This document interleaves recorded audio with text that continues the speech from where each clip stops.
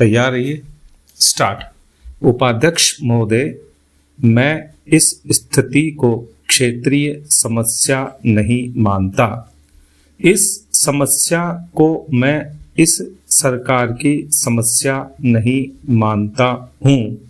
यह सारे हिंदुस्तान की राष्ट्र की समस्या है और सभी राजनीतिक दलों को इस संबंध में अपने राजनीतिक मतभेदों को भुलाकर सच्चाई के आधार पर, वास्तविकता के आधार पर आज इस बात का निर्णय करना पड़ेगा।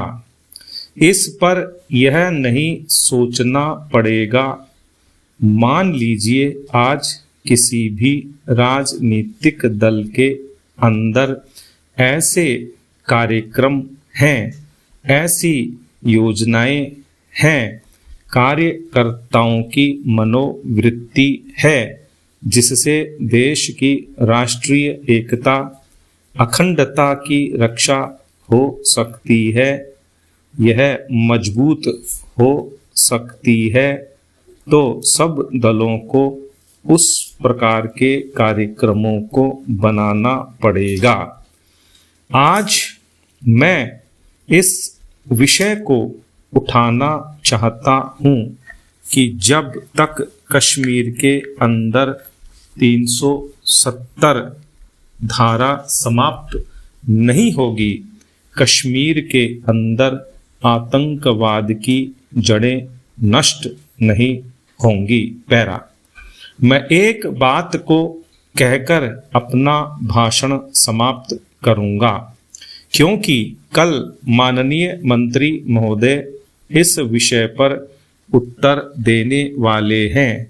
अगर यह सरकार ईमानदारी के साथ अपनी राजनीतिक दुर्भावना से दूर रहकर सच्चाई के साथ आतंकवाद से निपटना चाहती है, आतंकवाद को समाप्त करना चाहती है, तो इस आतंकवाद को उत्तर प्रदेश का ही विषय न माने, अपितु 8 राज्यों में जो आतंकवाद पनप रहा है वहाँ के मुख्यमंत्रियों को बुलाकर एक सम्मेलन करना चाहिए, बैठक करनी चाहिए।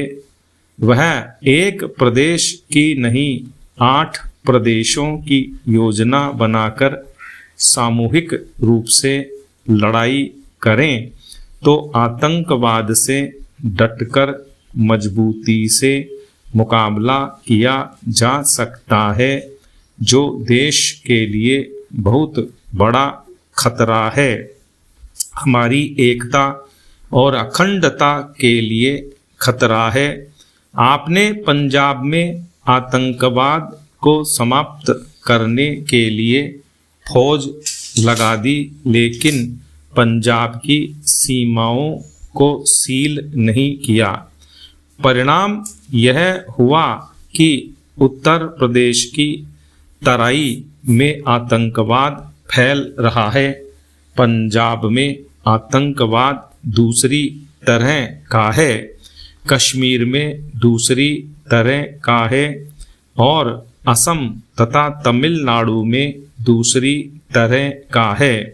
लेकिन इससे कैसे निपटा जाए, सरकार अलग अलग तरीके से सोच रही है।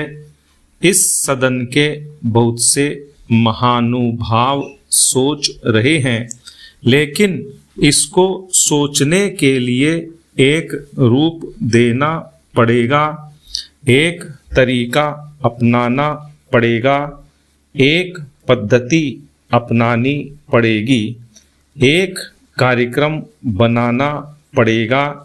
जब इस प्रकार का सोच होगा और सदन में सरकार सभी को विश्वास में लेकर इन प्रदेशों के मुख्यमंत्रियों के साथ बैठकें करेगा और एक योजना बनाएगा, तब तो आतंकवाद से निपटा जा सकता है, अन्यथा नहीं।